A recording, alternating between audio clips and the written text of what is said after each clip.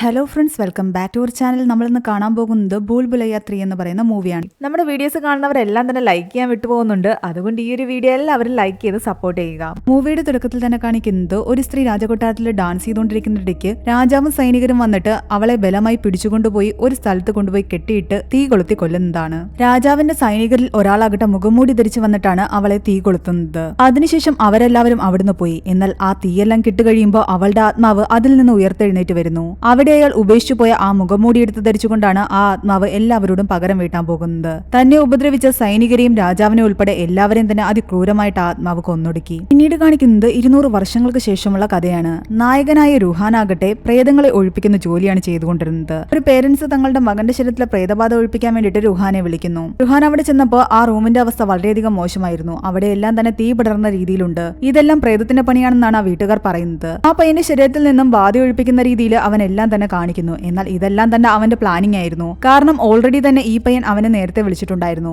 വീട്ടിൽ അച്ഛനും അമ്മയും ഇല്ലാത്ത നേരത്ത് ഇവരെല്ലാവരും ചേർന്നൊരു പാർട്ടി നടത്തിയതാണ്. അതിനിടെ തീ പടർന്ന റൂമെല്ലാം കത്തി നശിച്ചു. അച്ഛനും അമ്മയും വന്നു കഴിഞ്ഞാൽ എന്ത് പറയുമെന്നറിയാതെ രുഹാന്റെ സഹായം തേടിയതായിരുന്നു അവർ. ഇതെല്ലാം പ്രേതത്തിന്റെ പണിയാണെന്നും നിങ്ങളുടെ മകന്റെ ശരീരത്തിൽ പ്രേതബാധ കൂടിയതാണെന്നും ഞാൻ ഒഴിപ്പിക്കാമെന്നൊക്കെ പറഞ്ഞാണ് ഇപ്പോൾ രുഹാൻ വന്നിരിക്കുന്നത്. അതോടുകൂടി രുഹാന് കുറച്ച് കാശും കിട്ടുന്നു. ആ പയ്യനും ഫ്രണ്ട്സും കാണിച്ച തെറ്റുകൾക്കൊന്നും വീട്ടുകാരിൽ നിന്നും വഴക്കും കിട്ടുന്നില്ല. ഇങ്ങനെ പല അബദ്ധങ്ങളിലും പോയി ചാടുന്ന ആൾക്കാരെ പ്രേതബാധയുടെ പേരിൽ രക്ഷിക്കുന്നതായിരുന്നു രുഹാന്റെ പണി. അല്ലാതെ അവനും അവന്റെ സഹായിക്കും പ്രേതത്തെ ഒഴിപ്പിക്കാനൊന്നും അറിയില്ല. ഏതെങ്കിലും വീട്ടിൽ ചെല്ലുന്ന സമയത്ത് അവന്റെ സഹായിയാകട്ടെ മെയിൻ സ്വിച്ച് പോയി കണ്ടുപിടിച്ചിട്ട് അവിടെ ലൈറ്റ് ഓണും ഓഫും ആക്കി കാണിക്കും. അപ്പോൾ ആൾക്കാർ വിചാരിക്കും പ്രേതം വരുന്നതിന്റെ സിഗ്നൽ ആണെന്ന്. അങ്ങനെ ഒരു ദിവസം രുഹാന് രാജകുടുംബത്തിലെ ഒരാളുടെ കോള് വരുന്നു. അവിടെ ചെല്ലുമ്പോൾ അയാൾ പറയുന്നുണ്ട് എന്റെ ബ്രദർ ഇൻ ലായുടെ മകളായ രാജകുമാരി മീര ഒരു ആക്സിഡന്റിൽ മരിച്ചുപോയി എന്ന്. എന്നാൽ അവളുടെ ആത്മാവ് ഇവിടെയെല്ലാം കറങ്ങി നടക്കുകയാണ്. അവളോടൊന്ന് എനിക്ക് സംസാരിക്കണം. അതൊക്കെ ഈസിയാണെന്ന് പറഞ്ഞിട്ട് രുഹാൻ അവിടെയെല്ലാം തന്നെ മീരയെ വിളിച്ചുകൊണ്ട് നടക്കാൻ തുടങ്ങി. സ്ഥിരം ചെയ്യാറുള്ള പരിപാടി ആയതുകൊണ്ട് തന്നെ അവന്റെ സഹായിയാകട്ടെ മെയിൻ സ്വിച്ച് തപ്പി നടക്കുകയായിരുന്നു. അത് ഓണും ഓഫും ആക്കി കളിച്ചെങ്കിൽ മാത്രമേ പ്രേതം വരുന്ന പോലെ കാണിക്കാൻ പറ്റൂ.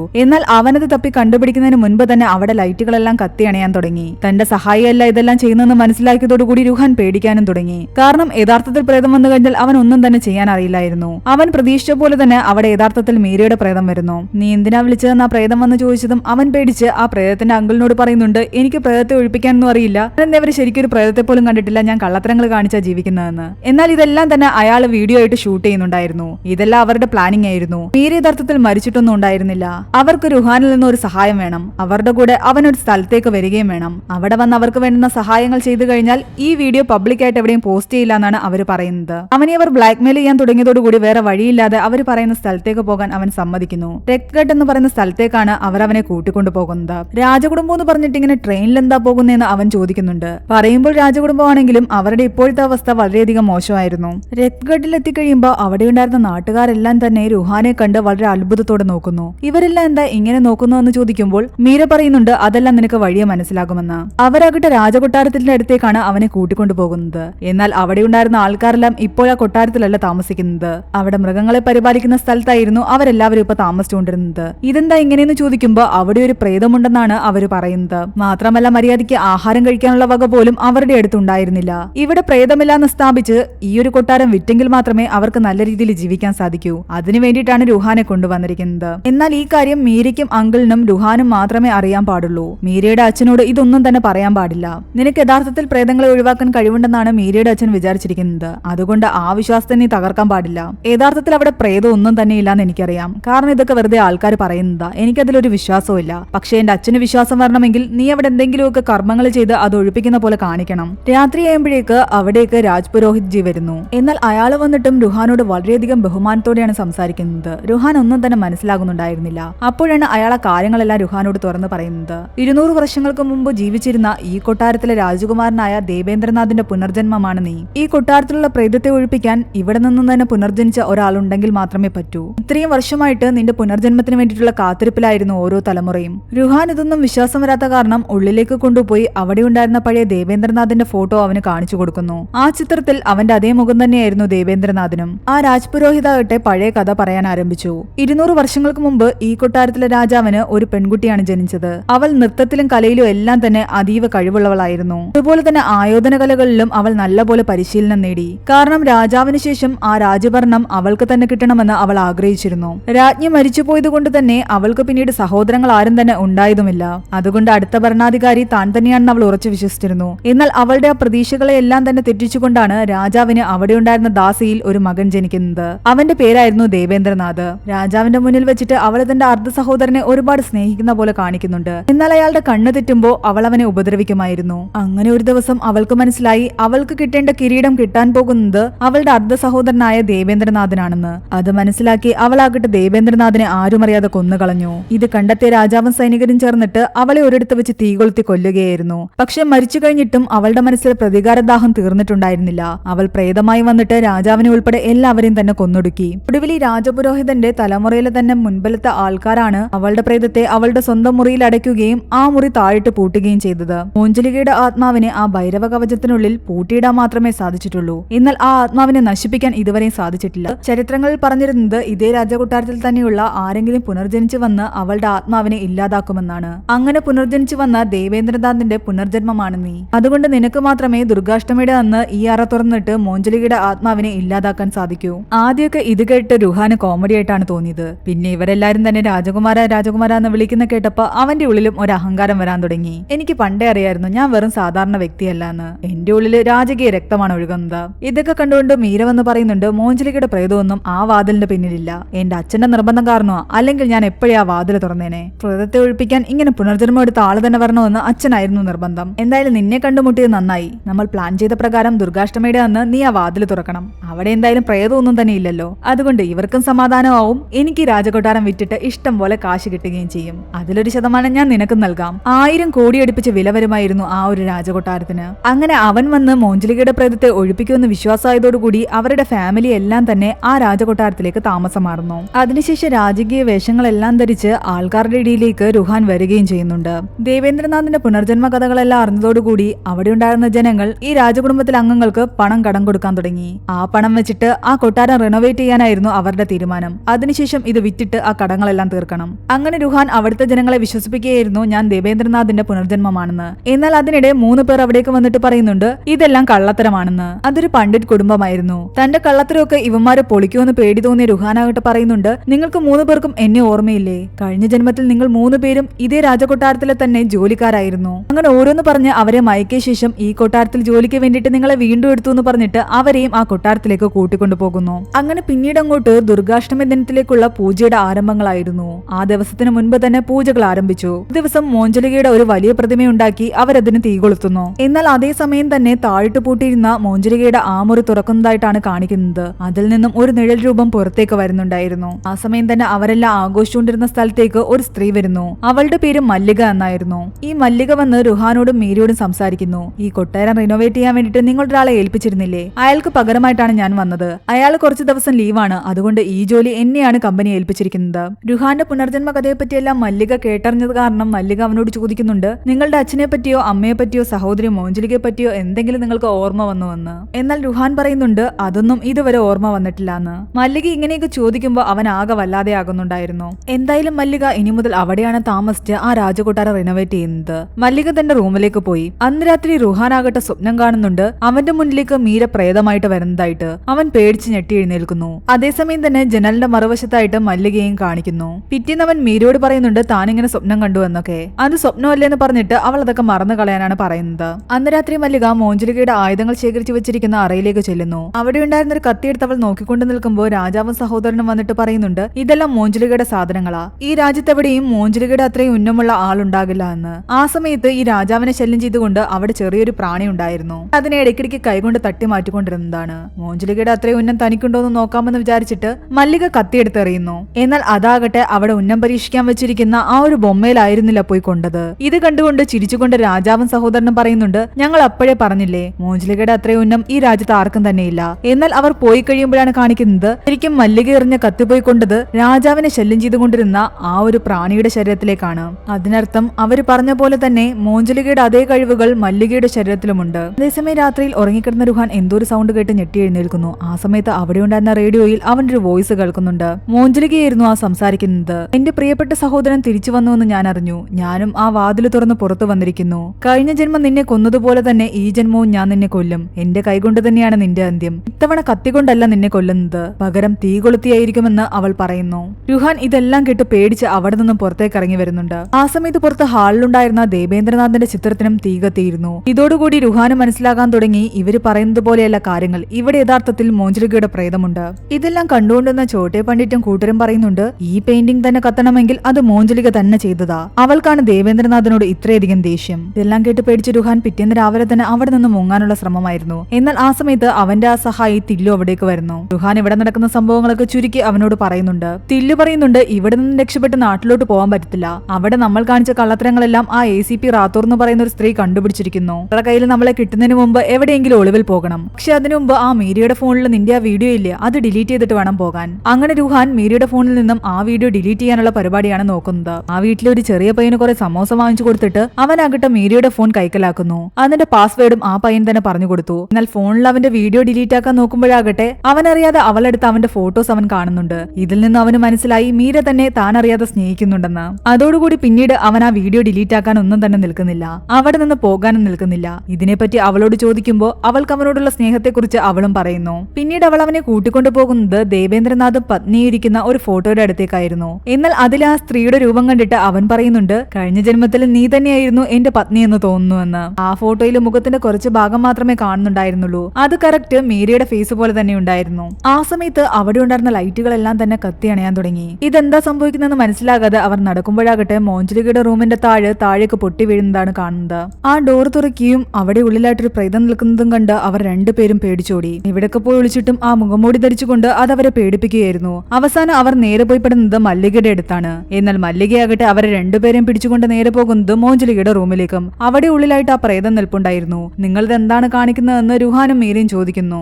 എന്നാൽ ഉള്ളിലേക്ക് കടന്ന് ആ പ്രേതത്തിന്റെ യഥാർത്ഥ രൂപം മല്ലിക അവർക്ക് കാണിച്ചു കൊടുക്കുന്നു. അത് ശരിക്കും മോഞ്ചലികയുടെ പ്രേതമൊന്നും തന്നെ ആയിരുന്നില്ല. ആ പണ്ഡിറ്റ് കുടുംബത്തിലെ സ്ത്രീയായിരുന്നു അത്. അവർ 3 പേരും ചേർന്നിട്ടാണ് ഇവിടെ പ്രേതം ഉണ്ടെന്ന് പറഞ്ഞ് പേടിപ്പിച്ചുകൊണ്ടിരുന്നത്. ഇവരിങ്ങനെ ആൾക്കാരെ പേടിപ്പിച്ചതിന് പിന്നിലുള്ള കാര്യമാണ് ഇനി അവർ പറയാൻ പോകുന്നത്. കുറച്ചുനാൾ മുമ്പ് ഇവർ ഈ നാട്ടിലൂടെ മറ്റെങ്ങോട്ടോ പോയിക്കൊണ്ടിരിക്കുന്ന സമയത്ത് വലിയ രീതിയിൽ കാറ്റും മഴയും വന്നു. അന്ന് അവര് ഈ കൊട്ടാരത്തിന്റെ ഉള്ളിലേക്കാണ് കയറി നിന്നത്. ഈ കൊട്ടാരത്തെ പറ്റിയുള്ള ചരിത്രങ്ങളെല്ലാം തന്നെ അവർക്ക് അറിയാമായിരുന്നു. അതുകൊണ്ട് ചെറിയൊരു പേടിയോടുകൂടിയാണ് കൊട്ടാരത്തിന്റെ ഉള്ളിലേക്ക് കയറിയത്. എന്നാൽ ഈ മോഞ്ചലികയുടെ റൂമിന്റെ താഴെ തന്നെ കിടക്കുകയായിരുന്നു. ആ ഡോർ തുറന്നും കിടക്കുന്നു. അതിനുള്ളിൽ ഒന്നും തന്നെ ഉണ്ടായിരുന്നില്ല. ആൾക്കാർ പുറത്ത് പറയുന്ന കഥ പോലെ ഇവിടെ പ്രേതമൊന്നും തന്നെ ഇല്ലാന്ന് ഞങ്ങൾക്ക് മനസ്സിലായി. ഞങ്ങൾ അങ്ങനെ പിന്നീട് ഇവിടെ അങ്ങ് സ്ഥിരതാമസമാക്കി. ഈ രാജകൊട്ടാരത്തിൽ അങ്ങനെ സുഖിച്ചു കഴിയുമ്പോഴാണ് നിങ്ങൾ ഇങ്ങോട്ടേക്ക് താമസം മാറുന്ന വിവരം അറിയുന്നത്. അതുകൊണ്ട് ഞങ്ങൾക്ക് വേണ്ടി ഇവിടെ സ്വസ്ഥമായിട്ട് കഴിയാൻ നിങ്ങളെ പേടിപ്പിച്ച് ഇവിടെ നിന്ന് ഓടിക്കണമായിരുന്നു. അതിനാ ഇതെല്ലാം ചെയ്തു കൂട്ടിയത്. അതോടുകൂടി രുഹാന് മനസ്സിലായി ഇവിടെ പ്രേതമൊന്നും തന്നെ ഇല്ലാന്ന്. ഇത്രയും നാളും ഇവര് നമ്മളെ പറ്റിക്കുകയായിരുന്നു എന്ന്. അവരാ ഡോർ തുറന്ന് അകത്ത് കയറിയെങ്കിലും മോഞ്ചലികയുടെ പ്രേതത്തെ പറ്റിയുള്ള കഥകൾ പുറത്ത് അങ്ങനെ തന്നെ നിൽക്കട്ടെ എന്ന് കരുതിയിട്ടാണ് അവരാ ഡോർ വീണ്ടും അടച്ചിട്ട് ആ ലോക്ക് അവിടെ പിടിപ്പിച്ചത്. എന്നിട്ട് ജനൽ വഴിയായിരുന്നു ഉള്ളിലേക്ക് കടക്കുകയും തിരിച്ചു വരികയും ചെയ്തിരുന്നത്. അന്ന് മോഞ്ചലികയുടെ പ്രതിമ കത്തിക്കുന്നതിന്റെ അന്ന് ഈ ഡോർ തുറക്കുന്നതും ഒരു നെഴല് വരുന്നതും എല്ലാം കാണിച്ചില്ലേ, അതെല്ലാം തന്നെ ഇവരാണ് ചെയ്തത്. റേഡിയോയുടെ സഹായത്തോടു കൂടി ദേവേന്ദ്രനാഥിനെ പേടിപ്പിച്ചതും ആ ഒരു ചിത്രം കത്തിച്ചതും എല്ലാം തന്നെ ഇവരുടെ പണിയായിരുന്നു. പക്ഷെ ഈ കാര്യങ്ങളെല്ലാം തന്നെ മല്ലിക എങ്ങനെ മനസ്സിലാക്കിയെന്ന് അവർ മല്ലികയോട് ചോദിക്കുമ്പോൾ മല്ലിക പറയുന്നുണ്ട്, എനിക്കറിയാം എന്തായാലും നീയല്ല മോഞ്ചലിക എന്ന്. എല്ലാ കാര്യങ്ങളും മനസ്സിലാക്കിയ രുഹാനാകട്ടെ മീരയോട് പറയുന്നുണ്ട്, ഇത് വെച്ച് നമുക്കൊരു കളി കൂടി കളിക്കാം. എന്തായാലും പ്രേതമില്ലാന്ന് മനസ്സിലായല്ലോ. നാളെ ഇവിടെ ജനങ്ങളെല്ലാം വിളിച്ചുകൂട്ടി പ്രേതത്തെ ഒഴിപ്പിക്കുന്ന പോലെ നമുക്ക് കാണിക്കാം. തൽക്കാലം നാളെ ഒരു ദിവസത്തേക്ക് മല്ലികയോട് മോഞ്ചലികയായിട്ട് അഭിനയിക്കാൻ അവൻ പറയുന്നുണ്ട്. അവൻ ആവശ്യപ്പെട്ട് കഴിയുമ്പോൾ മല്ലിക അതിന് സമ്മതിക്കുകയും ചെയ്യുന്നു. അങ്ങനെ പിറ്റേന്ന് ആൾക്കാരെല്ലാം വിളിച്ചുകൂട്ടി ഹോമം എല്ലാം നടത്തുന്ന പോലെ കാണിക്കുകയാണ് അവൻ നേരത്തെ പറഞ്ഞ പ്രകാരം മല്ലിക ഡോറിനകത്ത് കയറി നിന്നുകൊണ്ട് വലിയ രീതിയിൽ ബഹളം ഉണ്ടാക്കുകയും ചെയ്യുന്നുണ്ട്. എല്ലാവരും വിചാരിക്കുന്നത് അത് മോഞ്ചലികയുടെ പ്രേതമാണെന്നാണ്. മോഞ്ചലികയുടെ പുറത്തു വരാൻ അവനിങ്ങനെ പറഞ്ഞുകൊണ്ട് നിൽക്കുമ്പോൾ അവൻ പ്രതീക്ഷിക്കുന്നതിനേക്കാളും അപ്പുറമായിരുന്നു ഉള്ളിൽ നിന്നും മല്ലികയുടെ പെർഫോമൻസ്. യഥാർത്ഥത്തിൽ ബാധകേറിയ പോലെയായിരുന്നു അവളുടെ സംസാരം. ഇത് കേട്ട് രുഹാൻ ശരിക്കും ഒന്ന് പേടിക്കുന്നു. നിന്നെയും നിന്റെ കുടുംബത്തിനെ എല്ലാം തന്നെ ഞാൻ കൊന്നൊടുക്കുമെന്ന് മല്ലിക ബംഗാളിയിലായിരുന്നു പറഞ്ഞുകൊണ്ടിരുന്നത്. എന്നിട്ട് പെട്ടെന്ന് വലിയ ശബ്ദത്തോടു കൂടി ആ ഡോർ തുറക്കുകയും ചെയ്യുന്നു. പക്ഷെ അതിനുള്ളിലേക്ക് കടക്കുമ്പോൾ ആരും തന്നെ ഉണ്ടായിരുന്നില്ല. മല്ലികയുടെ പ്രേതം ഇവിടെ നിന്നും പോയെന്ന് വിചാരിച്ചിട്ട് എല്ലാവരും ഒരുപാട് സന്തോഷിച്ചു. എന്നാൽ രാജ്പുരോഹിത മാത്രം വലിയ ദേഷ്യത്തിലായിരുന്നു. ദുർഗാഷ്ടമിക്ക് മുമ്പ് ആ മുറി തുറക്കരുതെന്ന് ഞാൻ പറഞ്ഞതാ. എന്റെ നിർദ്ദേശം അവഗണിച്ചുകൊണ്ട് നിങ്ങളത് തുറന്നിരിക്കുന്നു. ഇനി ഇവിടെ പലതും സംഭവിക്കാം. പക്ഷെ ഇത് കേട്ടുകൊണ്ട് മീര പറയുന്നുണ്ട്, ഇപ്പോഴല്ല ഈ വാതിൽ തുറന്നത്. മോഞ്ചലികയുടെ പ്രേതമുണ്ടെന്ന് പറഞ്ഞിട്ട് ഇവിടെ ആൾക്കാരെ പറ്റിച്ചുകൊണ്ടിരുന്നത് ആ പണ്ഡിറ്റിന്റെ കുടുംബമാണ്. അവർ വന്നപ്പോൾ തന്നെ ഇവിടെ നേരത്തെ ഈ വാതിൽ തുറന്നു കിടന്നതാണ്. അത് കേട്ടതും രാജ്പുരോഹിത് പറയുന്നുണ്ട്, അതിനർത്ഥം നേരത്തെ തന്നെ മോഞ്ചലികയുടെ പ്രേതം ഇവിടെ നിന്നും പുറത്തു പോയിരിക്കുന്നുവെന്ന്. പുറത്തു വന്ന ശേഷവും അവളിങ്ങനെ അടങ്ങിയിരിക്കണമെങ്കിൽ ആർക്കോ വേണ്ടി വെയിറ്റ് ചെയ്തിരുന്നതാണ്. അത് മിക്കവാറും നിങ്ങൾ തന്നെയായിരിക്കും. ദേവേന്ദ്രനാഥ് പുനർജനിച്ചു വരുമെന്ന് അവൾക്ക് നന്നായിട്ട് അറിയാം. ഇനി അവളുടെ അടുത്ത പ്ലാനിങ് എന്താണെന്ന് നമുക്ക് ഊഹിക്കാൻ പോലും പറ്റില്ല. ആ സമയം നമ്മളെ കാണിക്കുന്നത് മല്ലികയാണ്. മല്ലികയുടെ സെർവൻസ് എല്ലാം ചേർന്നിട്ട് അവിടെയെല്ലാം റിനോവേറ്റ് ചെയ്യുകയായിരുന്നല്ലോ. അതിനിടെ അവർ അറിയാതെ അവിടെ ഉണ്ടായിരുന്നൊരു ഭിത്തി പൊളിക്കുന്നു. ആ ഭിത്തിക്കപ്പുറത്ത് മോഞ്ചലികയുടെ റൂമിന്റെ മുന്നിൽ ഉണ്ടായിരുന്ന പോലെ ഒരു വാതിൽ കാണുകയും ചെയ്യുന്നുണ്ട്. ആ വാതിലിനും ഭൈരവ് കവച് ഉണ്ടായിരുന്നു. ഒരുപാട് തകിടുകൾ അതിൽ ബന്ധിച്ചിരിക്കുന്നു. ആ ഭിത്തി പൊളിഞ്ഞു വീണ സൗണ്ട് കേട്ട് എല്ലാവരും അവിടേക്ക് വന്നപ്പോൾ ഈ കാഴ്ച കണ്ട് ശരിക്കും ഞെട്ടിപ്പോയി. ഒരു വാതിൽ തുറന്നപ്പോൾ ദാ വീണ്ടും ഒരു അടഞ്ഞു കിടക്കുന്ന വാതിൽ കൂടി വന്നിരിക്കുന്നു. ഇതെന്താ സംഭവം എന്ന് രാജ്പുരോഹിത് ജിക്ക് പോലും മനസ്സിലാകുന്നുണ്ടായിരുന്നില്ല. ഇനി പുരാതന ഗ്രന്ഥങ്ങൾ എടുത്ത് നോക്കിയെങ്കിൽ മാത്രമേ ഇതിന് പിന്നിലുള്ള കഥ കണ്ടുപിടിക്കാൻ കഴിയൂ. അതുകൊണ്ട് അയാൾ ആ ഗ്രന്ഥങ്ങൾ പഠിക്കാൻ വേണ്ടി പോയി. ഇതെല്ലാം കണ്ട് ആകെ സങ്കടത്തിലായിരുന്നു മീരയുടെ അച്ഛൻ. പ്രേതബാധയില്ലാന്ന് മനസ്സിലായി ഈ പാലസ് വിൽക്കാമെന്ന് കരുതിയിരുന്നപ്പോഴാണ് ഈ പുതിയ വാതിൽ വന്നിരിക്കുന്നത്. രാജ്പുരോഹിത് ജി ആകട്ടെ ദുർഗാഷ്ടമി വരെ ഇത് തുറക്കരുതെന്നും പറഞ്ഞിരിക്കുന്നു. മീരയുടെ അച്ഛൻ എന്ത് ചെയ്യണമെന്ന് ആലോചിച്ചിരിക്കുകയായിരുന്നു. എന്നാൽ രുഹാൻ പറയുന്നുണ്ട്, നിങ്ങൾ സമ്മതിക്കുവാണെങ്കിൽ ആ വാതിൽ തുറക്കാൻ ഞാൻ തയ്യാറാണെന്ന്. രാജ്പുരോഹിതന് ഈ വാതിലിനെ പറ്റി അറിയത്തു പോലും ഉണ്ടായിരുന്നില്ലല്ലോ. അയാൾ ഇത്രയും നാളും പറഞ്ഞുകൊണ്ടിരുന്ന ആ വാതിൽ തുറന്നിട്ടൊന്നും ഉണ്ടായില്ല. പിന്നെ ഇത് തുറന്നാൽ എന്തുണ്ടാകാനാ? അതുകൊണ്ട് രണ്ടും കൽപ്പിച്ച് അവരത് തുറക്കാൻ തന്നെ തീരുമാനിക്കുകയാണ്. അങ്ങനെ രുഹാൻ ആ മന്ത്രത്തകടുകളെല്ലാം തന്നെ വലിച്ചെറിഞ്ഞ് ആ വാതിലിന്റെ പൂട്ട് പൊളിക്കുന്നു. അതിശക്തമായിട്ട് തന്നെ അവൻ ആ വാതിൽ തള്ളി തുറക്കുകയും ചെയ്യുന്നു. പ്രത്യേകിച്ച് ഒന്നും തന്നെ സംഭവിച്ചില്ല. എന്നാൽ കൊട്ടാരത്തിന് പുറത്താകട്ടെ ഒരുപാട് കാക്കകൾ വട്ടമിട്ട് പറക്കുന്നുണ്ടായിരുന്നു. ആ സമയത്താണ് രാജ്പുരോഹിത് ജി അവിടേക്ക് വരുന്നത്. തുറക്കരുതെന്ന് പറഞ്ഞിട്ടും നിങ്ങൾ ഈ വാതിൽ തുറന്നത് ഒട്ടും ശരിയായില്ല എന്ന് പറഞ്ഞിട്ട് അയാൾ അവരെ ശാസിക്കാൻ തുടങ്ങി. ഗ്രന്ഥങ്ങളിൽ നിന്നും അയാൾക്ക് ഒരു രഹസ്യ വിവരം കിട്ടിയിരിക്കുന്നു. രാജാവിനെന്ന് ഒരു മകളായിരുന്നില്ല ഉണ്ടായിരുന്നത്, 2 പെൺകുട്ടികൾ ഉണ്ടായിരുന്നു, മോഞ്ജുലികയും അഞ്ജുലികയും. മോഞ്ജുലികയെ പോലെ തന്നെ എല്ലാ കാര്യത്തിലും അതുപോലെ തന്നെ കഴിവുകളുള്ള വ്യക്തിയായിരുന്നു അഞ്ജുലികയും. ഇത് അഞ്ജുലികയുടെ മുറിയായിരിക്കാം. നിങ്ങൾ ഈ വാതിൽ തുറന്ന സ്ഥിതിക്ക് ഇനി എന്തൊക്കെയാണ് നടക്കാൻ പോകുന്നതെന്ന് കണ്ടറിയണം. ആ സമയത്ത് കൊട്ടാരത്തിന് പുറത്ത് ഒരു സ്ത്രീ വരുന്നതാണ് കാണിക്കുന്നത്. അതേസമയം തന്നെ കഥ ഫ്ലാഷ് ബാക്കിലേക്ക് പോകുന്നു. 200 വർഷങ്ങൾക്ക് മുമ്പ് ഈ രാജകൊട്ടാരത്തിലെ സദസ്സിൽ വെച്ചിട്ട് മോഞ്ജുലികയും അഞ്ജുലികയും മത്സരിച്ച് നൃത്തം ചെയ്യുന്നു. തങ്ങളിൽ ഒരാളായിരിക്കും അടുത്ത ഭരണാധികാരി എന്നായിരുന്നു അവരുടെ വിചാരം. എന്നാൽ അതെല്ലാം തെറ്റിച്ചുകൊണ്ട് രാജാവ് പറയുന്നുണ്ട് അടുത്ത ഭരണാധികാരി ദേവേന്ദ്രനാഥ് ആണെന്ന്. അത്രയും നേരം മത്സരിച്ചു കൊണ്ടിരുന്ന അവർ രണ്ടുപേരുടെയും മനസ്സ് ആകെ തകർന്നുപോയി. സീൻ വീണ്ടും പ്രസന്റിലേക്ക് വരികയാണ്. ആ സമയത്ത് കൊട്ടാരത്തിന്റെ പുറത്ത് കാണിച്ച ആ സ്ത്രീ ഉള്ളിലേക്ക് കടന്നിട്ടുണ്ടായിരുന്നു. മന്ത്ര എന്നായിരുന്നു അവരുടെ പേര്. മീരയുടെ അച്ഛൻ പറയുന്നുണ്ട് മറ്റൊരു കൊട്ടാരത്തിലെ പുതിയ തലമുറയിലെ രാജ്ഞിയാണ് അവരെന്ന്. അവർക്ക് ഈ കൊട്ടാരം വാങ്ങിക്കാൻ ആഗ്രഹമുണ്ട്. അതുകൊണ്ട് ഇതെല്ലാം കാണാൻ വേണ്ടി വന്നതാണ്. നിങ്ങൾ പ്രേതത്തെ ഒഴിപ്പിച്ച കഥയൊക്കെ കേട്ടിട്ടാണ് ഞാൻ ഇങ്ങോട്ട് വന്നത്. ഒരു പ്രേതം നിങ്ങളുടെ മുൻപിൽ വന്നു നിന്ന് കഴിഞ്ഞാൽ നിങ്ങൾക്ക് അതിനെ മനസ്സിലാക്കാൻ സാധിക്കുമെന്ന് ചോദിക്കുന്നു. ശരിക്കും എനിക്ക് സാധിക്കുമെന്നാണ് രുഹാൻ പറയുന്നത്. അവരെന്തായാലും അവിടെ കുറച്ചു ദിവസം താമസിക്കാൻ ആഗ്രഹിക്കുന്നുണ്ടായിരുന്നു. എന്തായാലും മോഞ്ജുലികയുടെ മുറി നിങ്ങൾ തുറന്നില്ലേ, അവിടെ തന്നെ താൻ താമസിച്ചോട്ടെ എന്നാണ് മന്ത്ര ചോദിക്കുന്നത്. അവർക്കതിന് എതിർപ്പൊന്നും തന്നെ ഉണ്ടായിരുന്നില്ല. എന്നാൽ രുഹാന് അവരുടെ മേൽ എന്തൊക്കെയോ ഡൗട്ടുകൾ തോന്നാൻ തുടങ്ങി. പക്ഷെ മോഞ്ജുലികയുടെ റൂമിലേക്ക് പോയ മന്ത്രയാകട്ടെ അവിടെ വെച്ച് മല്ലികയെ കാണുന്നു. പരസ്പരം കണ്ടതും രണ്ടുപേരും ദേഷ്യത്തോടു കൂടി ഓപ്പോസിറ്റ് നിൽക്കുന്ന ആളുടെ കഴുത്തിലേക്ക് പിടിക്കുന്നതാണ് കാണിക്കുന്നത്.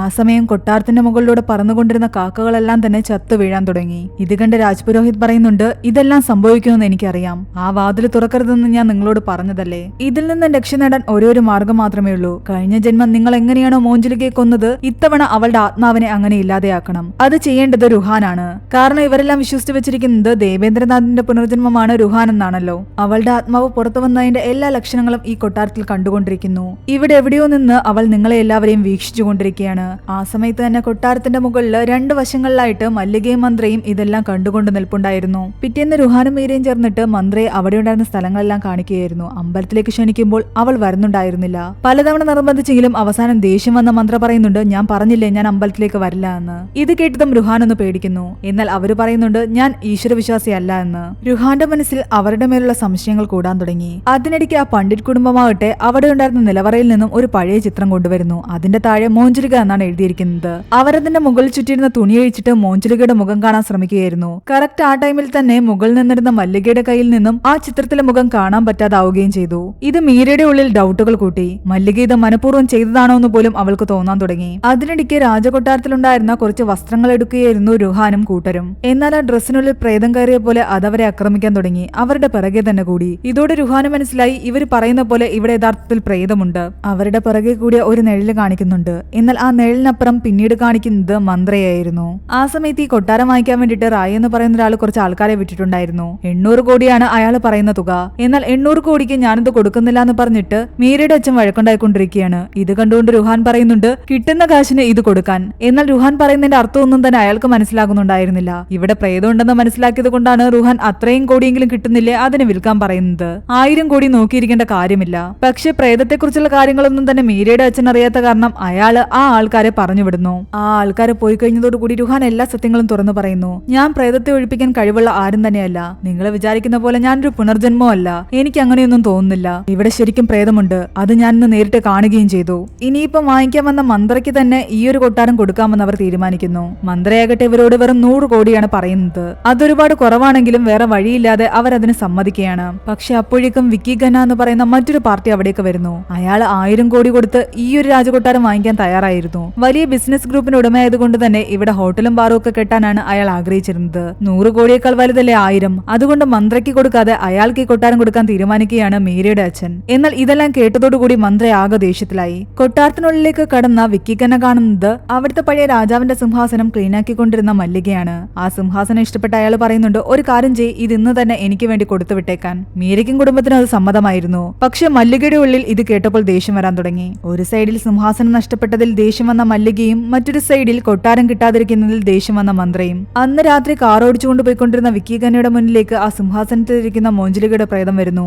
അയാളെ അവിടെ വെച്ച് തന്നെ ആക്രമിക്കുകയും ചെയ്യുന്നു. പിറ്റേന്ന് മീര വന്ന് നോക്കുമ്പോ വിക്കി ഖന്നയ്ക്ക് കൊടുത്തുവിട്ട ആ സിംഹാസനം ഇവിടെ തന്നെ വന്നിരിക്കുന്നു. കൂടാതെ മല്ലിക അതിലിരിക്കുന്നു. ഇതെങ്ങനെ തിരിച്ചു വന്നുവെന്ന് മല്ലികയോട് ചോദിക്കുമ്പോഴാകട്ടെ മല്ലിക പ്രേതം കയറിയ പോലെ അവളോട് ദേഷ്യത്തിൽ സംസാരിക്കുന്നു. ഇതെന്റെ സിംഹാസനമാണെന്നും ഇതിന്റെ അവകാശം ഞാൻ മാത്രമാണെന്നും പറഞ്ഞുകൊണ്ട് ആ സിംഹാസനം അവൾ ഉയർത്തുകയാണ്. പേടിച്ചുപോയ മീര അവിടെ നിന്ന് ഓടി. എന്നിട്ട് എല്ലാവരോടും പോയി പറയുന്നുണ്ട്, എനിക്ക് തോന്നുന്നു മല്ലികയാണ് മോഞ്ചലിക എന്ന്. എന്നാൽ ഇത് കേട്ട് എല്ലാവരും ചിരിക്കുകയാണ് ചെയ്യുന്നത്. കാരണം അവരുടെ കൂടെ ആ സമയത്ത് മല്ലിക ഇരിപ്പുണ്ടായിരുന്നു. മീര ആകെ കൺഫ്യൂഷനിലായി. ഒരേ സമയം രണ്ടിടത്ത് എങ്ങനെ മല്ലിക വരും? ആകെ കൺഫ്യൂഷനിൽ നിന്ന് മീരയോട് രുഹാൻ പറയുന്നുണ്ട്, ഈ കൊട്ടാരം വാങ്ങിക്കാൻ വന്ന വിക്കി ഖന്ന മരിച്ചുപോയെന്ന്. എന്നാൽ അവനിത് പറഞ്ഞുകൊണ്ട് നിൽക്കുന്ന സമയത്ത് മന്ത്ര ചിരിച്ചുകൊണ്ട് അവിടേക്ക് വരികയായിരുന്നു. അയാൾ മരിച്ച സ്ഥിതിക്ക് എന്തായാലും ഈ കൊട്ടാരം എനിക്ക് തന്നെയല്ലേ കിട്ടാൻ പോകുന്നത്. എന്നാൽ ഒരാൾ മരിച്ചതിൽ അവൾ ഇത്രയും സന്തോഷിക്കുന്ന കണ്ടിട്ട് വീണ്ടും രുഹാന് അവളുടെ മേൽ ഡൗട്ട് തോന്നി. മീര സംശയിക്കുന്നത് മല്ലികയാണ് മോഞ്ചലിക എന്നാണ്. എന്നാൽ രുഹാൻ സംശയിക്കുന്നത് മന്ത്രയാണ് മോഞ്ചലിക എന്നാണ്. അങ്ങനെ അവർ തമ്മിൽ ആകെ തർക്കത്തിലായി. അന്ന് രാത്രി ഉറങ്ങാൻ കിടന്ന രുഹാനാകട്ടെ മല്ലികയും മന്ത്രയെ സ്വപ്നത്തിൽ കാണുന്നു. പേടിച്ച് ഞെട്ടി എണിക്കുമ്പോ അവന്റെ അടുത്ത് മീര കിടന്നുറങ്ങുന്നു.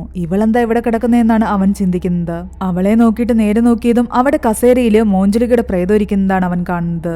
അവൻ പെട്ടെന്ന് മീരയെ വിളിച്ച് ആ പ്രേതത്തെ കാണിക്കുന്നു. എന്നാൽ മീര ആ പ്രേതത്തെ നോക്കിയ ശേഷം ചിരിച്ചുകൊണ്ട് വീണ്ടും കിടന്നുറങ്ങുന്നു. ഇവളെന്താ ഇങ്ങനെ ബിഹേവ് ചെയ്യുന്നതെന്ന് ചിന്തിച്ചുകൊണ്ട് അവൻ വീണ്ടും നോക്കുമ്പോൾ ആ പ്രേതം അവിടെ ഉണ്ടായിരുന്നില്ല. പെട്ടെന്ന് അത് അവന്റെ മുന്നിലേക്ക് വരുന്നു. തൊട്ടടുത്ത് കിടന്ന മീരയും അപ്രത്യക്ഷയായി. എന്തൊക്കെയാണ് ഇവിടെ നടക്കുന്നതെന്ന് രുഹാൻ ഒന്നും തന്നെ മനസ്സിലാകുന്നുണ്ടായിരുന്നില്ല. പിറ്റേന്ന് രാവിലെ അവൻ മീരയോട് ഇക്കാര്യത്തെപ്പറ്റി ചോദിക്കുമ്പോൾ അവള് പറയുന്നുണ്ട്, ഞാൻ എന്റെ റൂമിൽ തന്നെ കിടന്നുറങ്ങിയതെന്ന്. ഇവിടെ നിൽക്കുന്നത് തന്റെ ജീവന് അപകടമാണെന്ന് മനസ്സിലാക്കിയ രുഹാനാകട്ടെ തന്റെ സഹായി എടുത്തുകൊണ്ട് അവിടെ നിന്ന് ഓടി രക്ഷപ്പെടാൻ ശ്രമിക്കുകയാണ്. ഇത് കണ്ട് ആകെ ടെൻഷനായ മീരയാകട്ടെ എല്ലാവരോടും പോയി പറയുന്നുണ്ട്, രുഹാൻ നമ്മളെ ഇട്ടിട്ട് പോകുന്നുവെന്ന്. പക്ഷേ രുഹാൻ എത്ര ശ്രമിച്ചിട്ടും അവൻ ആ പാലസിൽ നിന്നും പുറത്തേക്ക് കടക്കാൻ സാധിക്കുന്നുണ്ടായിരുന്നില്ല. വണ്ടി കറങ്ങിത്തിരിഞ്ഞ് വീണ്ടും അവിടെ തന്നെയാണ് വരുന്നത്. അവിടെ നിന്ന് ആർക്കും തന്നെ പുറത്തു കടക്കാൻ പറ്റുന്നുണ്ടായിരുന്നില്ല.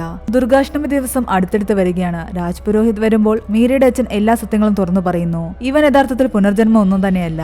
ഇവന് പ്രേതത്തെ ഒഴിപ്പിക്കാനുള്ള കഴിവുമില്ല. എന്നാൽ രാജ് പുരോഹിത്ജി പറയുന്നുണ്ട്, ഇവനെ ആദ്യ മാത്രയിൽ കണ്ടപ്പോൾ തന്നെ എനിക്ക് മനസ്സിലായിരുന്നു ഇവന് പ്രേതത്തെ ഒഴിപ്പിക്കാനുള്ള കഴിവൊന്നും തന്നെയില്ല എന്ന്. പക്ഷേ എന്റെ പൂർവികരുടെ ഭവിഷ്യവാണി ഒരിക്കലും തെറ്റില്ല.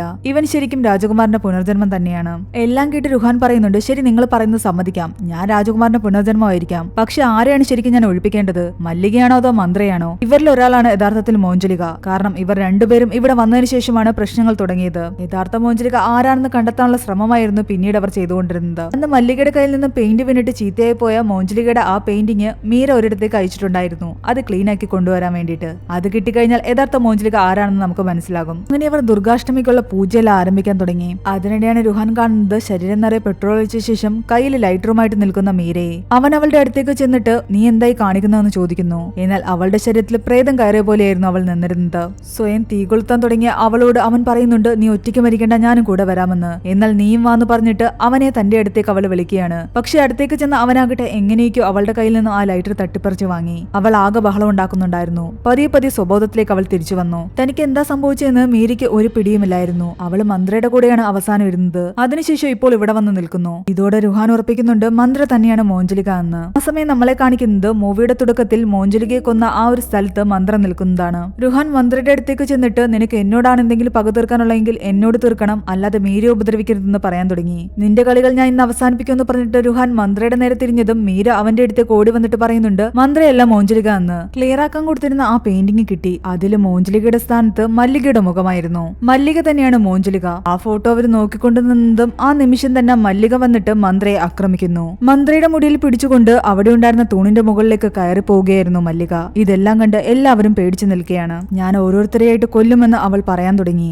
ആദ്യം ഞാൻ എന്റെ സഹോദരനെ കൊല്ലും, അതിനുശേഷം എന്റെ ഈ സഹോദരിയെ കൊല്ലും. പക്ഷെ രുഹാനെ അവൾ എന്തെങ്കിലും ചെയ്യുന്നതിന് മുൻപ് തന്നെ രുഹാൻ അവളെ ഒരു വലയത്തിനുള്ളിലാക്കുന്നു. അതിനുള്ളിൽ അവളുടെ ശക്തികളെല്ലാം തന്നെ ക്ഷയിക്കാൻ തുടങ്ങി. താഴെ വീണ് കിടന്ന മന്ത്രയുടെ അടുത്തേക്ക് ഓടി വന്നിട്ട് രുഹാൻ പറയുന്നുണ്ട്, ഞാൻ നിങ്ങളെ തെറ്റിദ്ധരിച്ചതാണ്, നിങ്ങൾക്ക് കുഴപ്പമൊന്നുമില്ലല്ലോ എന്ന്. എന്നാൽ പതിയെഴുന്നേറ്റ മന്ത്രയുടെ മുഖം കണ്ടിട്ട് രുഹാൻ ഞെട്ടിപ്പോയി. നീ കണ്ടുപിടിച്ച കണ്ടുപിടിച്ചത് തെറ്റായ മോഞ്ചലികയാണെന്നും യഥാർത്ഥ മോഞ്ചലിക ഞാനാണെന്നുമാണ് മന്ത്ര പറയുന്നത്. മന്ത്ര ഓരോരുത്തരെയായിട്ട് ആക്രമിക്കാൻ തുടങ്ങിയിരുന്നു. അങ്ങനെ കുറെ നേരം കഴിഞ്ഞപ്പോഴാകട്ടെ മല്ലികയ്ക്ക് ബോധം വന്നു. ആ വലയത്തിൽ നിന്നും പുറത്തേക്കിറങ്ങി വന്ന മല്ലിക രുഹാനോട് പറയുന്നുണ്ട്, എന്നോട് ചെയ്ത തെറ്റ് ഇവളോട് ചെയ്യാൻ പാടില്ല എന്ന്. നീ വിചാരിക്കുന്ന പോലെ മന്ത്രയുമല്ല ഇവിടുത്തെ യഥാർത്ഥ പ്രേതം. എന്നിട്ട് മന്ത്രയുടെ നേരെ നോക്കിയിട്ട് മല്ലിക പറയുന്നുണ്ട് അവളുടെ ഉള്ളിൽ നിന്ന് പുറത്തിറങ്ങാൻ. ആ സമയം മന്ത്രയുടെ ഉള്ളിൽ നിന്ന് മറ്റൊരു രൂപം പുറത്തേക്ക് ഇറങ്ങുന്നു. ആ രൂപത്തെ കണ്ട് എല്ലാവരും ഞെട്ടിപ്പോയി. അത് ദേവേന്ദ്രനാഥിന്റെ പ്രേതമായിരുന്നു. ഇത്രയും നാളും എല്ലാവരും വിചാരിച്ചുകൊണ്ടിരുന്നത് ആ കൊട്ടാരത്തിലെ പ്രേതം മോഞ്ചലികയാണെന്നാണ്. എന്നാൽ പിന്നീട് ഒരു ഫ്ലാഷ് ബാക്ക് കാണിക്കുന്നു. അന്ന് കൊട്ടാരത്തിലെ പുതിയ ഭരണാധികാരിയായിട്ട് ദേവേന്ദ്രനാഥിനെ പ്രഖ്യാപിച്ച ശേഷം മോഞ്ചലികയും അഞ്ജലികയും ചേർന്നിട്ട് സ്വന്തം സഹോദരനെ കൊല്ലാൻ വേണ്ടി ഇറങ്ങി തിരിച്ചു.